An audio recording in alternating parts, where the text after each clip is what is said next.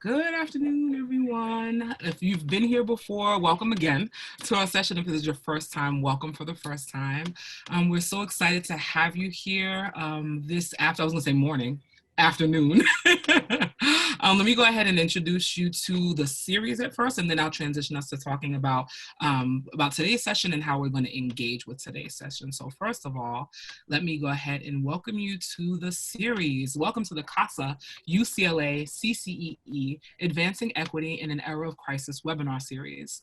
The California Association of African American Superintendents and Administrators, CAAASA, and the University of California, Los Angeles Center for the Transformation of Schools put this project together to support equity in virtual learning as we all shelter in place to prevent the spread of COVID-19. This work has been made possible by the generous support of the California Collaborative for Educational Excellence, CCEE. We're grateful for their partnership on behalf of California's K-12 public school students. And just so you know, today's session will be recorded. So at the end of today's session, I will be dropping a link in the chat to the survey for today's session. We really highly value your feedback, so please take a moment to fill the survey out there, and I'll drop it in the chat about 5 minutes before we end. And since it's being recorded, if you're watching the recording of this session, the survey is also available on the website. So the survey link will be dropped in the chat toward the end of the meeting. You'll also know, just as I mentioned before, that we're really interested in your feedback and your questions and want to make sure that your questions are answered. I'm going to also put a link to the Ask the Experts portal, so that if you have questions, we'll definitely have an opportunity to engage with questions today, so I'll talk about that in a second. But if there are questions that either come up for you today that we don't get to answer during the session, or as you're marinating on, I'm sure, all the wonderful things you're about to learn about later on and you have additional questions, you'll be able to go to the portal, submit your question, and then an expert or someone experienced with the content will respond to you in 48 hours. The final link that I'll send to you is the website where you'll be able to find the recording of today's session and the slide presentation, although our facilitator, who I'm going to tell you about in a second, is going to make that resource available to you actually during today's session. So that's going to be a really wonderful thing. So you'll have it today, and then you'll also be able to access it later in addition to the recording for today's session. So going into today's session now, we have the privilege of hearing from Diana de los Santos. And I'm going to give you like the full title, and then we're going to transition right over so you can go ahead and hear from her directly. But we're going to talk about diagnosing the impact of distance learning and amplified learning losses due to sheltering in place.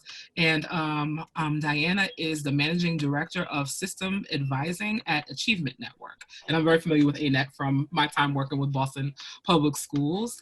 And so the last thing that I'll say to you, and then I'll close this out at the end, and I'll be monitoring the chat for questions during the session, is that if you have questions that you would like to share, or especially if you have resources that you want to share with other participants, please make sure that in the chat you indicate all panelists and attendees, because if you leave it on all panelists, only the two of us will see what you send, and we want to make sure everyone who is here benefits from the resources that are shared. So I'm going to stop talking, and so that Diana can go ahead and facilitate, and then I'll be here fielding your questions, and I'll wrap us up at the end. Thank you so much, Africa. You're welcome. Welcome, everybody. And I want to just thank each of you for coming and holding space for this very important topic, especially given all of the numerous things that we're likely juggling as educators and as people in this time. I'm excited to share with you what our organizational approach to diagnosing and planning for academic recovery in the next year. Because I think that what I hope you leave understanding is that we see this as an opportunity that we must seize to redesign the way that our schools operate, so that we are dismantling the systems that have perpetuated racism and inequities in our country. And this is a great opportunity to try to move this work forward and accelerate this progress. Great, I'm gonna go ahead and advance this slide. I've already been introduced, so I don't wanna linger here too much, but my name is Diana de los Santos. I'm based right now in Oakland, California. My background is as an educator. I spent a number of years in the classroom and then also as an instructional leader. And in my current role, I have the privilege of working alongside district leaders in particular to help them reevaluate and set aspects of their academic strategy. If you're not familiar with the Achievement Network, or ANET for short, this is our mission, our vision for educational equity, and then I think importantly, our commitment to anti-racism.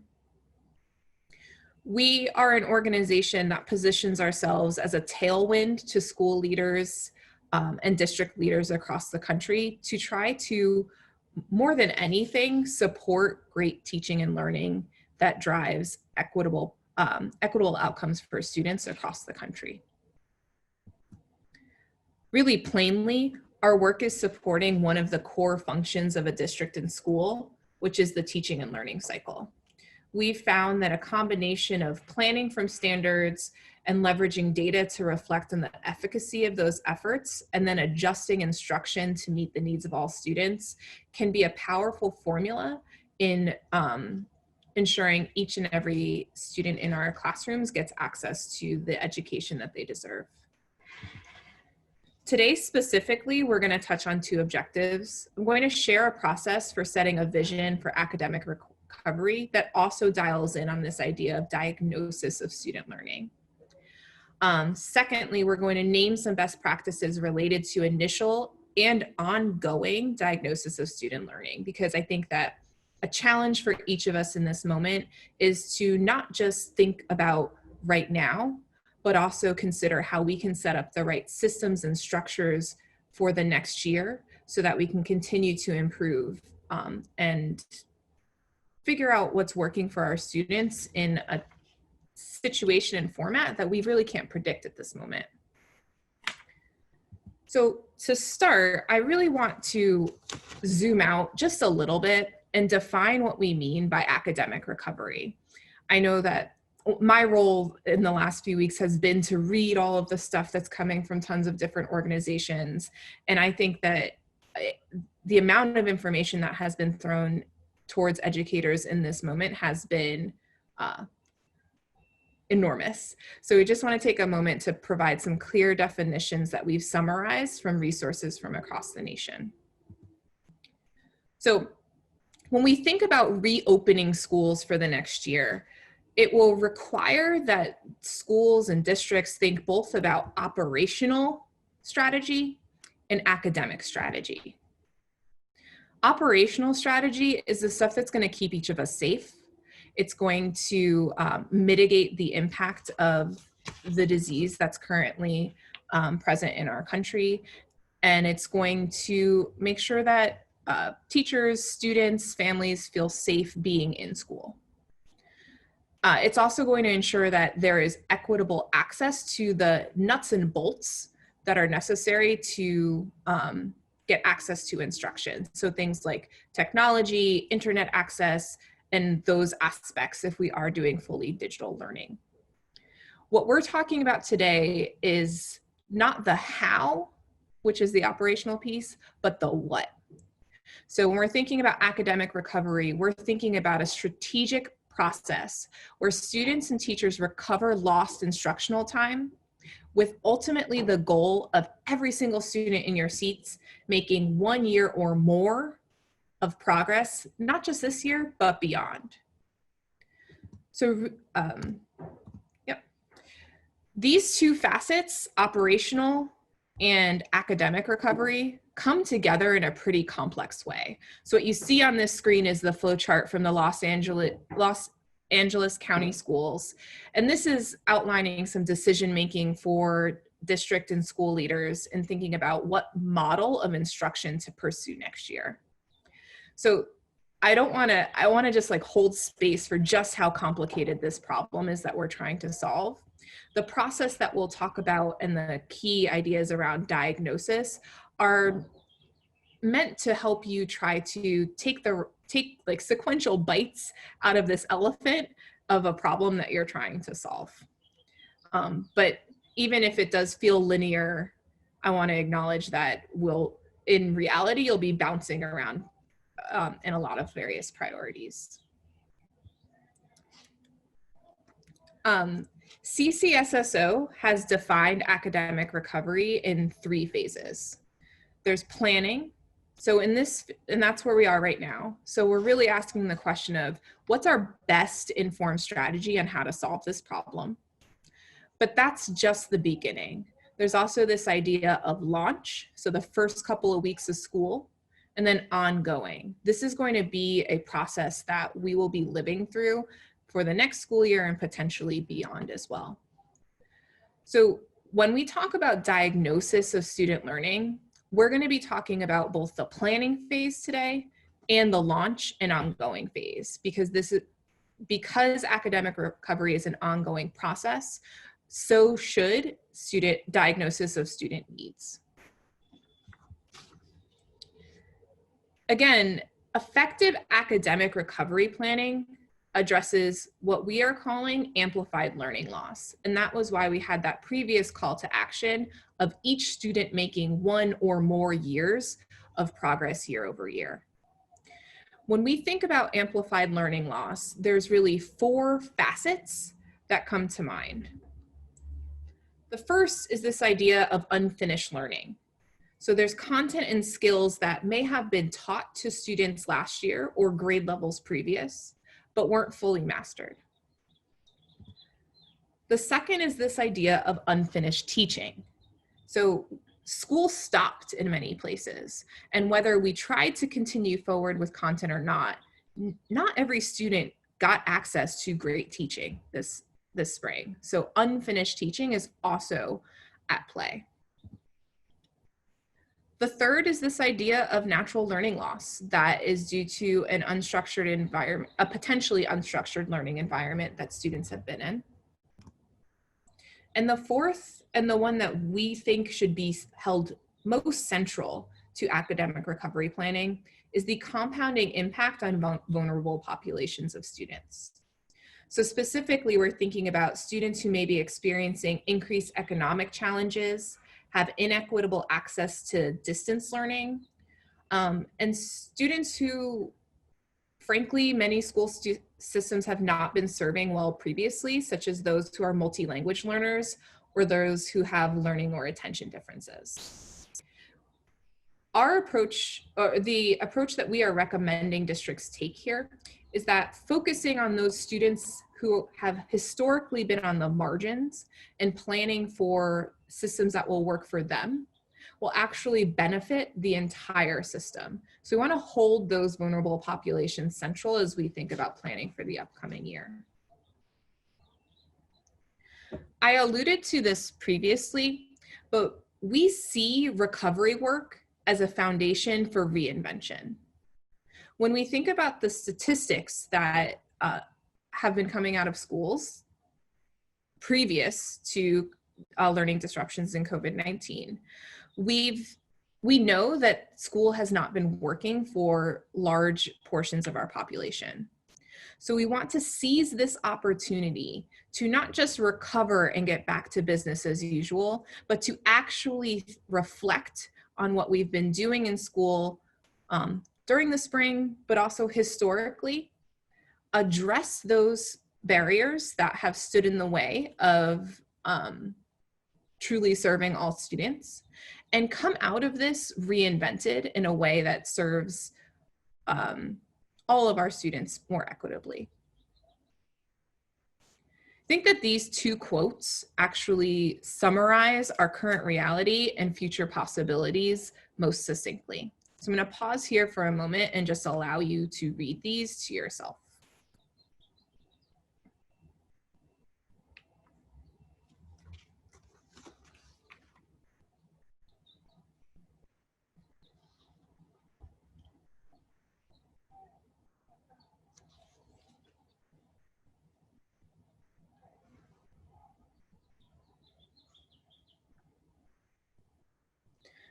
So just to double click on this last point, in response to this crisis, we have the opportunity and the responsibility to address underlying issues of racism and marginalization to provide more equitable instruction for all. I think that as we look across our communities today and we see the direct action protests in the face of the racial violence that we've seen recently and historically in our nation, if you're not sure what to do, I think that stepping into your role as a leader, wherever you are within your district, and pushing for reinvention is one powerful step forward to address these issues. So to put a stamp on this, learning loss impacts every student. And to address amplified learning loss, we must operate differently.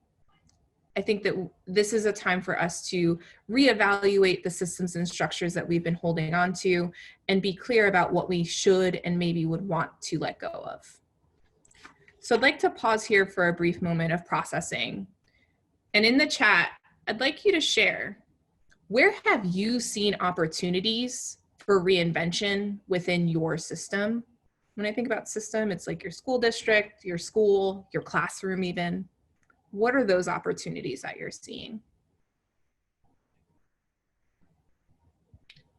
As we're waiting for folks to populate thoughts and responses in the chat, so I just wanted to read some of the things that resonated with some of the participants so far, as I think we spend too much time about making up for lost time. This is a great learning opportunity for young people too, where there's more flexibility and, so how do we measure what they've learned, do we do that through standard means? And I think what you're saying here is that this is an opportunity for us to think about like what wasn't working before.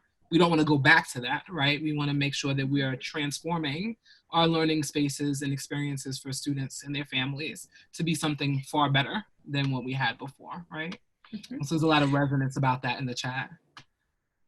And I think though, we need to be careful of that balance. It's like many things were not working, but let's also name what was, because there's been like people have been putting their nose to the grind at this dismantling inequitable systems for a long time. So let's look at where we've been working already and continue to make and maybe that can be a place where we accelerate moving forward. Right, we can build. I love that you said that, like building on the assets instead of only looking at what wasn't working. Right. I heard a quote in a session that I was in at the National Teacher Leadership Conference last year, was just that we can't spend so much time thinking about what we want to tear down that we don't dream about what we want to build. Right. Mm-hmm. Well, yeah, but that can be, we can springboard off of the things that we were going well. So some of the things that have been added in the chat is to pre-assess all students to really know, oh, this is so hard because it's still, it's still jumping. I'm just gonna hold it for a second so I can hold on. Okay, pre-assess all students to really know if there are gaps and how wide the gaps are, and make sure that we can be strategic and wrap around support for academic and emotional needs. The opportunities are in the way we conduct assessments, and providing more focus on personal relationships and developing more interesting relationships between parents, teachers, and siblings as co-teachers. Focus on restorative practices and where we all do better when we feel part of the system. There's a lot in there. Do you want me to read several more? I so appreciate what people are populating in there. And I encourage you all to continue this conversation in the chat as we go. Definitely. But we got a lot to cover, so we're gonna keep it going. Great. So I think that now that we've framed like what academic recovery is and the opportunity that it holds, I want to share with you all how our organization is thinking about helping people really seize this moment. We see that the process for effective student-centered academic recovery planning really has 3 phases. The first is diagnose and set a vision. So think about where you've been, and then think about where you need to go. From there, we are encouraging people to think about setting their approach. So prioritizing the tools and resources and support to adults necessary to get you towards your vision. And the third part is about communicating, executing, reflecting, and refining on this plan. Because frankly, we are in unprecedented times. So whatever we put down on paper right now is really just our best guess. So if you do not have plans to continually re-engage your community and see if what you thought would work actually is working for your community, you are not going to be able to seize that moment of reinvention. So that's the process that we are working with districts currently through. Right now, today, we're going to dial in on this idea of diagnosing and setting a vision. To support people in doing this work practically, we've developed this framework called academic pillars. The purpose of academic pillars is to focus teams on high leverage areas that can be strategically influenced. So specifically, I'm thinking about at a district level. They work together to hold up a student-centered goal. So we start this work by naming what we must win for students, both academically and in terms of their psychological and socio and physical wellness. And then thinking about how we can use our strategic structures to move us towards that goal. These academic pillars provide structure to your plan by naming the way you will operate and the non-negotiable commitments that you will make to your community, regardless of the format that learning takes. So even if something unexpected happens, like those storm clouds come, you still have the strong structures that anchor your strategy. Really broadly, those three structures that we see as being as effectively holding up student-centered goals are the following. Clear instructional expectations. So how should teachers and leaders be operating during classroom time? The second is around assessment and data. How are you prioritizing tools to give you the right information about whether stuff is working or not? And the third is continued communication and engagement. To effectively set those academic pillars, we've outlined the following process. The first is to start with hope. Put students at the center and name what you, as an educator or a group of educators, must accomplish for them this year. And name that non-negotiable with students first. The second is to commit your power and influence. So name the ways that you will use your academic pillars and your influence to show up to make progress towards that student-centered goal. And the third is to seek to understand. Continually return to the data from your district to better understand the task at hand. As you do this diagnosis, we expect that you may need to go back and refine your student-centered goal, or you may need to go back and adjust your academic pillars. But we intentionally start not with the diagnosis, but instead with naming where we want to go aspirationally so that we can think assets first and what we want to build first. So I want to point you to one resource that is included in the resource document that we chatted out. It is, I believe, the second link in the document.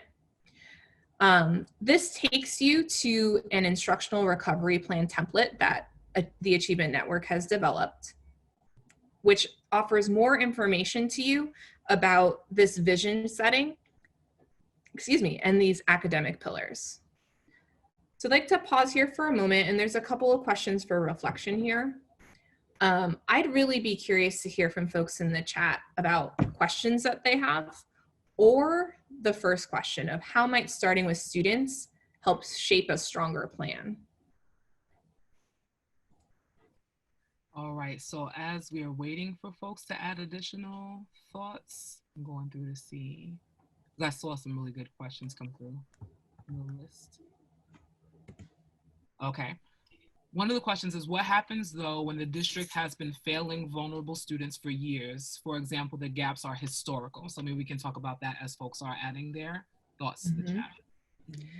I think that's a great question. And our approach to what we're going to get into about this seek to understand and adjust, I think we'll start to address that. But like really broadly right now, I think that this is the time to lean into those hard conversations. And I think the one thing, I think one of the biggest value adds that we are providing to districts right now is bringing together a team of people who are doing this planning together and really asking the question of, do we have the right voices at this table to make sure that we're actually listening to those students that we have historically underserved. All right, thank you so much for that. I'll share from a few, maybe like 3 comments from the chat. Sure, please. Okay. One comment is, it's important to be mindful of this as we express the what without discussing the situational context within which this approach is being offered. So that's one thought. Another person added to have expectations, make students accountable, and communications with parents, and I'll just add in like parents and family members is necessary. And let's see. More student input is imperative. It gives them ownership in whatever plans or programs are implemented. And so we'll stop with that one maybe. Perfect. Great. I also see some questions about like functionally how to do this. And I think that we'll get into some of this work a little bit later in the presentation. Leon, in particular, I'm thinking about your question of like, how do you have time to assess all these kids, like literally. Great. So in this next section, we're going to talk about this idea of diagnosing learning loss from this past year. And I think that we're thinking about this as an opportunity to seek to understand and adjust based on that data. When we think about the idea of diagnosing and setting a vision for learning, there's really two best practices that we want people to hold central to this process, because we believe that this will help people not just recover, but reinvent systems. The first is seize this opportunity provided by this disruption to reflect, not just on the immediate past, but also on the historical successes and gaps in your system. In the tool that we just spoke about, the instructional recovery plan template, you'll notice that in the diagnose section, it has explicit prompts for you to think not just about the spring, but back into the last several years that you've been providing support to students in your district. The second is to lean into those challenging conversations to uncover root cause issues. I think that this requires that you have a diverse group of voices at the table, and it also requires courage from, in particular, people from the majority, I'm thinking about white colleagues, to lean in and listen, and then also to amplify Black voices and voices from the Latinx or Indigenous communities that that are either at the table or are not at the table for whatever reason. So I think that it requires a team, and it requires some courage individually. So this is not easy work. It is not something that can be done just in an afternoon. And it's not something that won't feel uncomfortable, but our students deserve that we lean in this way. We also recommend that you focus beyond student experience and actually conduct a holistic diagnosis of what's working and what's not in your school or system. Student experience and those outcomes must be held central. So if you don't right now know how many kids, for example, logged on to instruction during the spring, or even how many kids are still going to be attending your school next year, start there, because that's the most important stuff, and gather that concrete data. But from there, broaden the lens to think also about familial experience. For example, if we are doing full distance learning next year, parents will play a role in student learning that they maybe should have always been empowered to play, but will be required to do next year.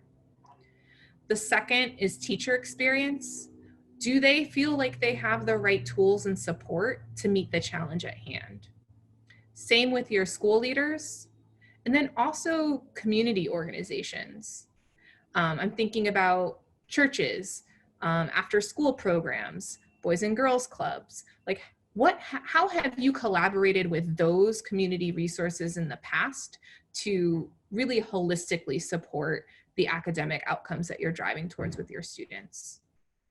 And potentially most importantly is district culture. How do you as decision makers at a system level work together with all of the other people pictured in this system to actually drive towards student experience and outcomes?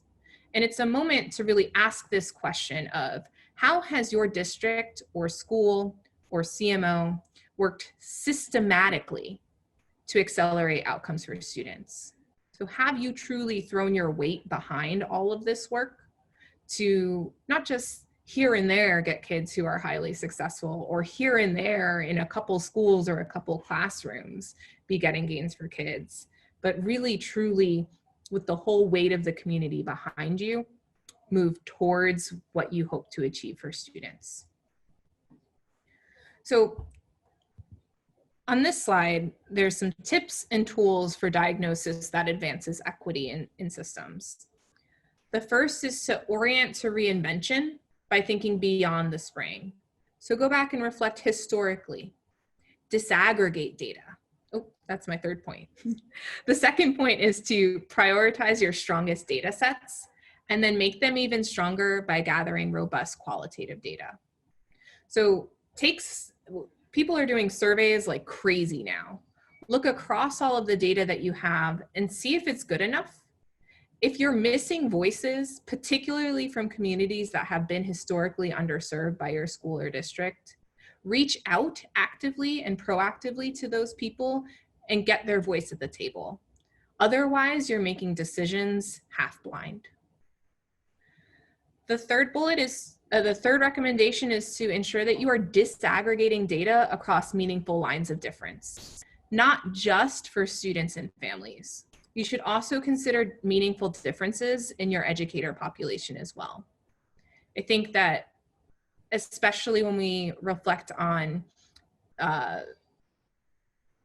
like social-emotional wellness for students, that's equally as important for teachers.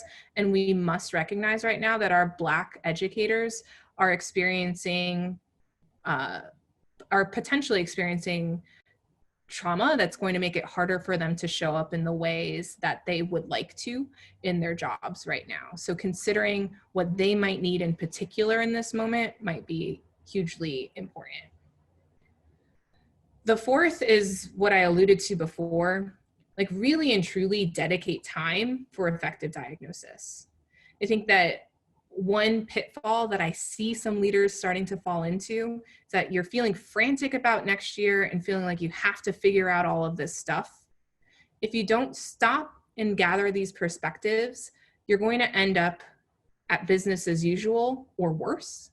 So seize this moment to truly have that self-reflection at this time. On the right hand of the slide, you do see there's two items that I put in a toolkit there. The first is page 6 from the instructional recovery plan template that I shared previously in this call. That has some prompts to help you think across the different aspects of your district to reflect, to guide your reflection and diagnosis. The second link is a link to a toolkit provided by Pivot Learning and Unbound Ed, and it's an equitable learning recovery toolkit. I think that there are some parallels between these two, but one added benefit of the second link from Pivot Learning is that they've drafted some surveys that you can use to do outreach to families and other members of your community. So if you don't yet have that data and you need to do that outreach, this might be a great place to, that is a great resource for you. Okay. Now, so far, we've talked about what is in academic recovery, how do we set a vision that puts students at the center, and then what are some tips for diagnosing what has happened both this spring and historically in order to inform that vision. I now want to turn us to this idea of ongoing diagnosis, or once we're actually in school, how do we make sure that what we set, what we put to paper is actually helpful? Okay. And what we're talking about here is really and truly an effective assessment strategy. Often when you think about assessment strategy, you're thinking about this at a district level.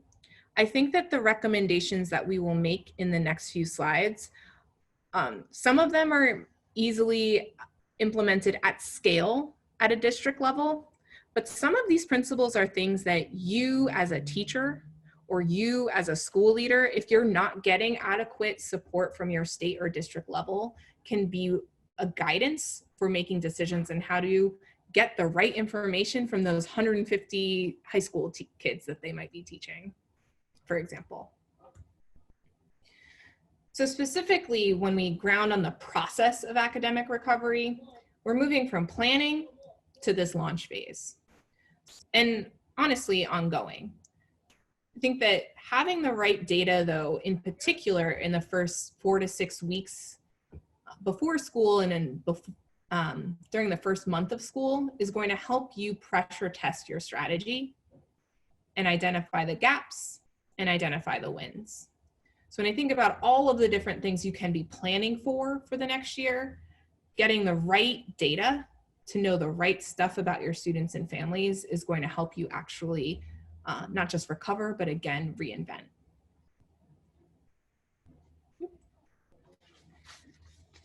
Broadly, the question that you should be asking yourself is, how do you get all the information you need about your students while using as little instructional time as possible to do it? Time has always been one of our most valuable resources in education. But even now, when we're thinking about maybe seeing kids twice a week, maybe seeing them for half days, maybe seeing them for an hour a week synchronously, instructional time is like even more of a hot commodity. So being really ruthless in how you prioritize your assessments is going to be critical as we think about the next year. So this is another resource that is linked in your resource document. But recently, our organization published 3 guiding principles for a strong assessment strategy, both in instructional recovery and just quite honestly beyond. And there's 3 guidelines that we recommend schools and districts and teachers take in this approach. The first is to establish a tiered approach to collecting data. The second is to prioritize the data that's closest to what you're instructing. Grade level instruction is going to be of paramount importance, so we want to look at the data that supports that work. And the third is to use the data to increase student and family engagement. Lots of the statistics that are coming out from across the country this summer showed that student attendance and engagement with online school or distance learning was weak at best this spring. So leveraging data to help students in a way that drives their engagement with learning is going to help close the gap between, it's going to help ensure that students see a reason for really signing on and engaging with the learning that you're providing them. So these 3 principles are blown out in further depth in the paper that we published. So I encourage you to download it and read it if you're interested, but I'm going to give a voiceover of some of these pieces now. So again, first, you want to establish a tiered approach for collecting data by coming to an agreement about what you need to know about all kids, some kids, and then a select few of your students. So in this table, it outlines how one system might approach answering this question. So for example, for all students, you might use a short diagnostic or screener that focuses on the most important stuff from the prior grade level.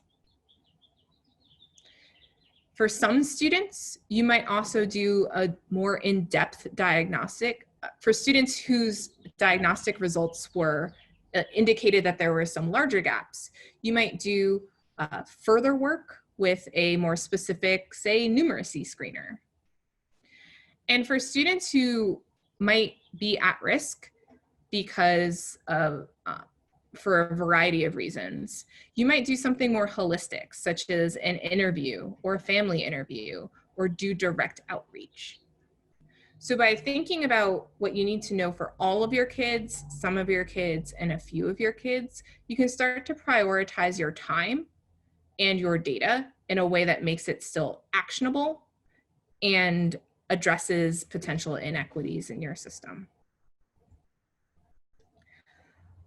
One thing to just flag here, though, is that when you establish this tiered approach, you want to make sure that you're not tracking students. So like saying, oh, these kids have always underperformed, so we always have to do the most deepest data analysis or the data collection on them or the deepest amount of assessment. I think you want to be aware if kids are staying in one group for too long, they might need a different intervention. And secondly, look broadly across your system and see if there's any over-testing. You want to make sure that the data is not a gatekeeper or a distraction from what's most important, which is instruction. The second principle is that we want to prioritize data that's close to instruction. I think that what this means really practically is that we want every assessment and the data reports that it generates connects to a clear action that a teacher can take to support ongoing student learning. And ideally, that report orients teachers to getting students access to grade level content. Really practically, a question you should be asking yourselves is, can a teacher use this next week? If not, it might not be worth giving at all. Just gonna let that sit there. I think we work with a lot of systems that give a lot of assessments, like predictive assessments and interim assessments and these huge things, and they're well-meaning. And when you have a lot of time at school, you can actually do some really incredible things with that layer of data.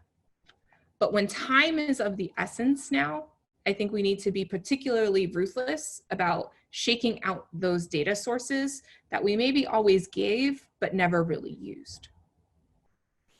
So when we think about data that's close to instruction, we're thinking about things like curriculum embedded assessments. If you have a high quality curriculum, they often come with a great suite of assessments that is exactly tied to what you're teaching because it's from your curriculum. The second are things like in-lesson check for understandings and exit tickets. And then one potential thing are things like instructional aligned diagnostic tools. So I'll talk briefly on a product that our organization has designed and is excited to make available to partner schools in this next year. The third is this idea that we want to use data to increase student and family engagement. So we want to focus on feedback rather than formal assessment. Grades have often been the one tool that we use to motivate students and families in our systems previously. But I think that research shows that that hasn't been effective historically. And this is a great opportunity to instead orient more towards qualitative feedback. So what you see on the left hand of the slide is a quote from Jill Cowart, the Assistant Superintendent of Academics from the state of Louisiana. And she names that the data that we need right now does two things. And I'll just pause for a moment so you can read it.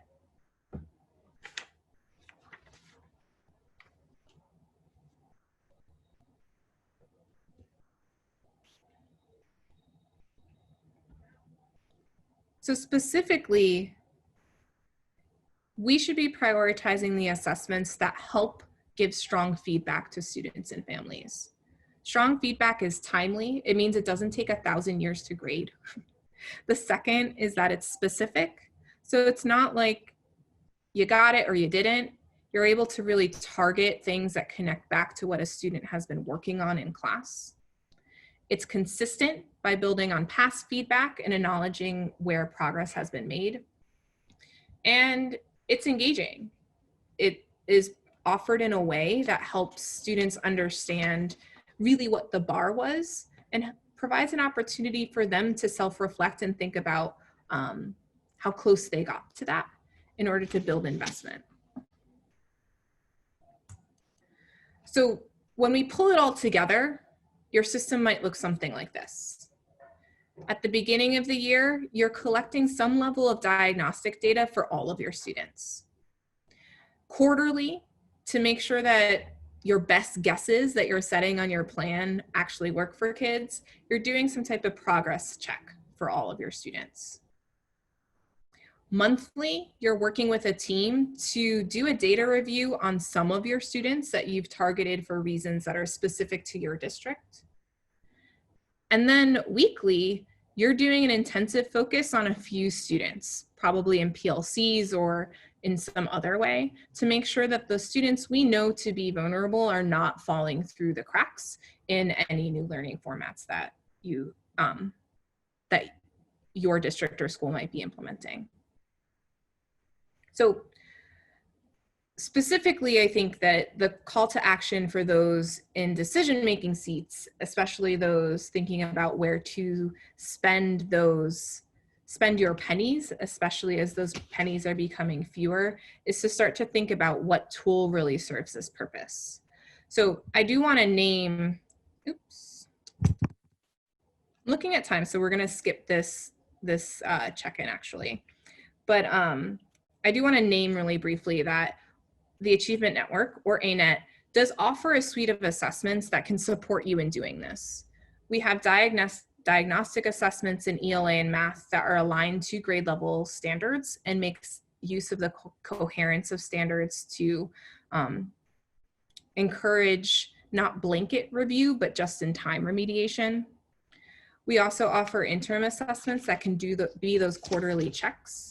And we also offer a quiz tool that is dynamic and available to administer online so that teachers can design their own formative assessments that are aligned to rigorous grade level standards. Okay. So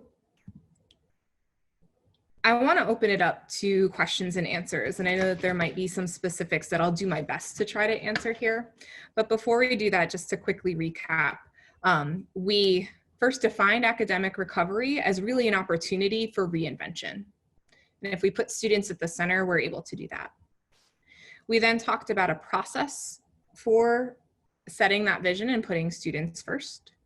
We then talked about practical ways to effectively diagnose where your system has been. And I think the two key points are, don't just think about the spring, think about historic data, and then also think holistically across your system. And then lastly, we talked about the importance of collecting ongoing data from students, and establishing a tiered approach can help you determine how to spend your valuable time with students to get just the right amount of data while still honoring instructional time.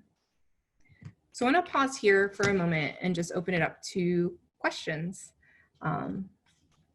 Alrighty, I have one question for you so far. In this fiscal environment, I'm wondering what your thoughts are regarding what resource allocation should look like as programs and other initiatives are reconsidered as to whether they continue or they are ended.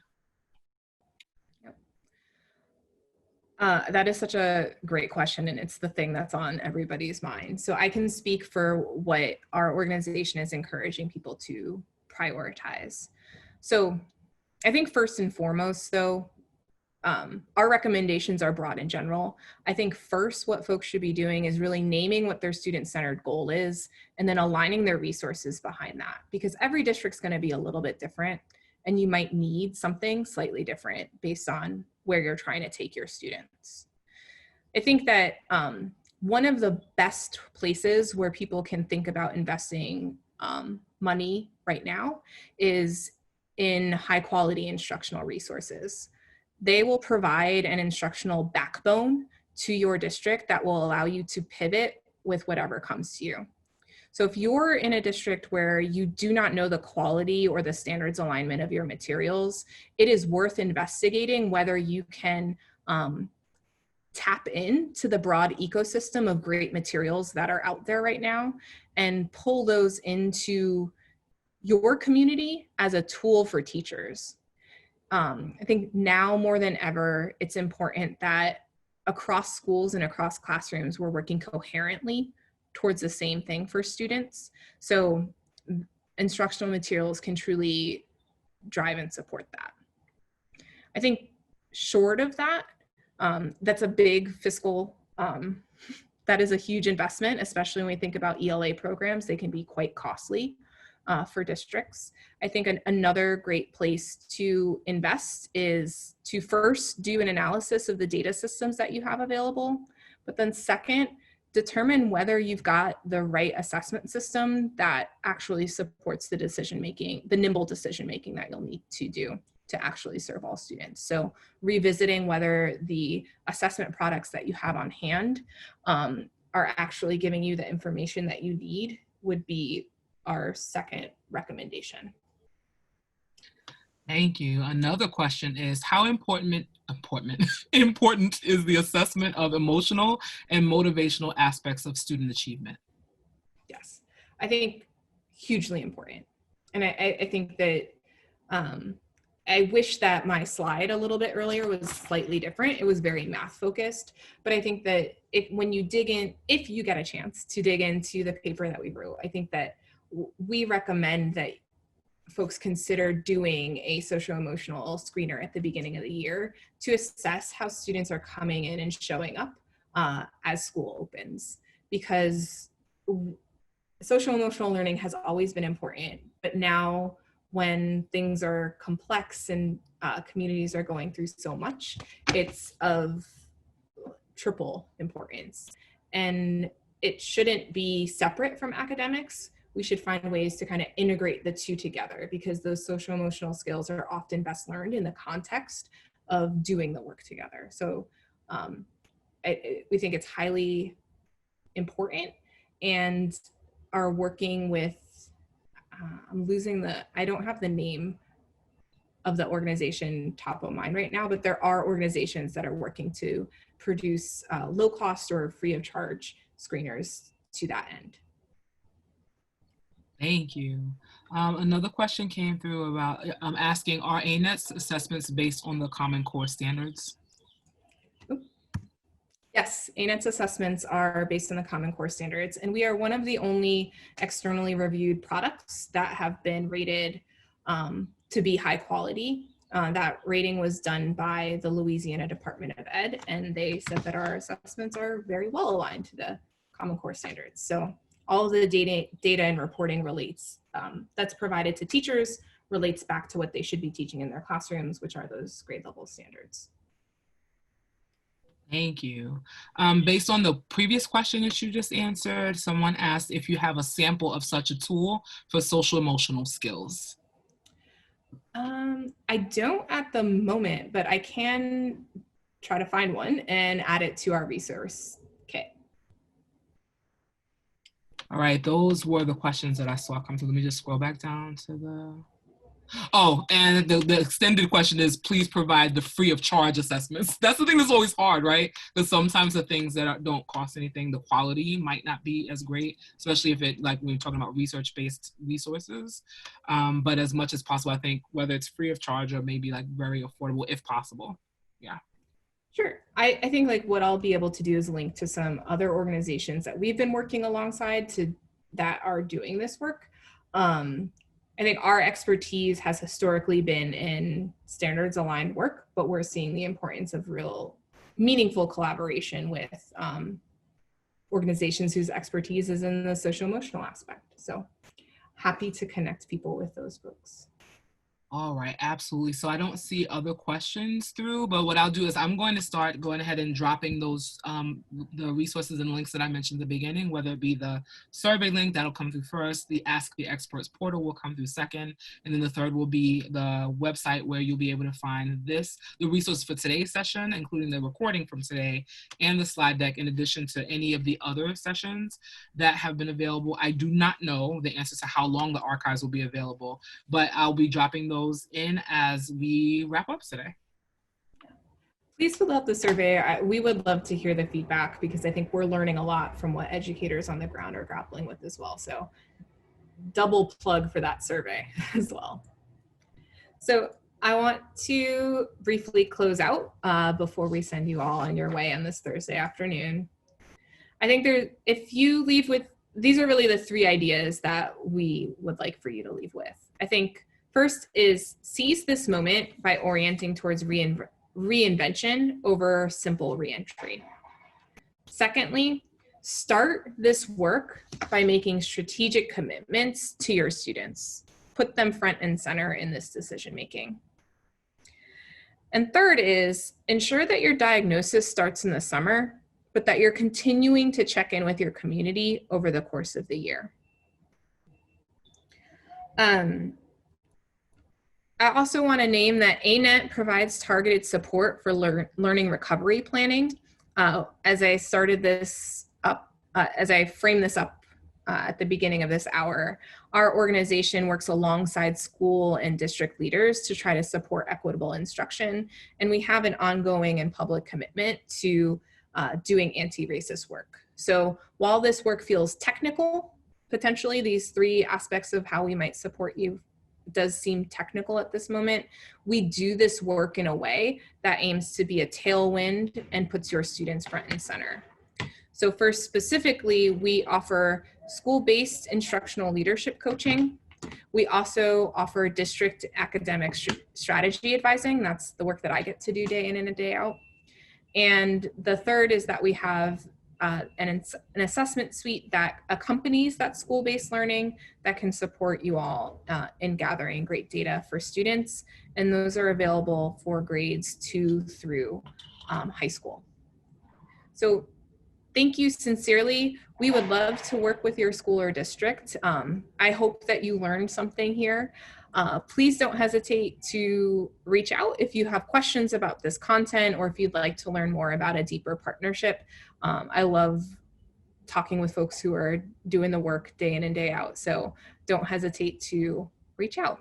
And also on the slide, you have the contact information of Timosa Martin, who has been a fantastic participant in the chat. Thank you, Timosa.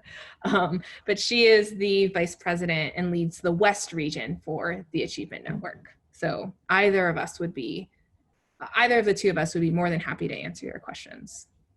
So thank you sincerely. We ended 3 minutes early, so I think I got extra points in that survey for that one, guys. Right?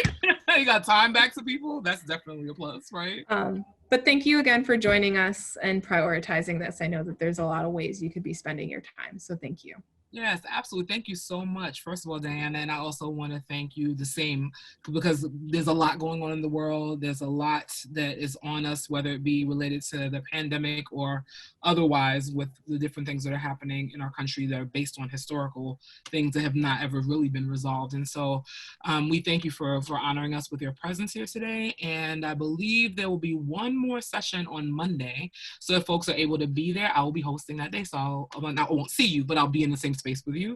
And it was really wonderful to be part of this session today. So thank you so much. Everyone have a great rest of the day. Take care. Bye, everyone. Bye.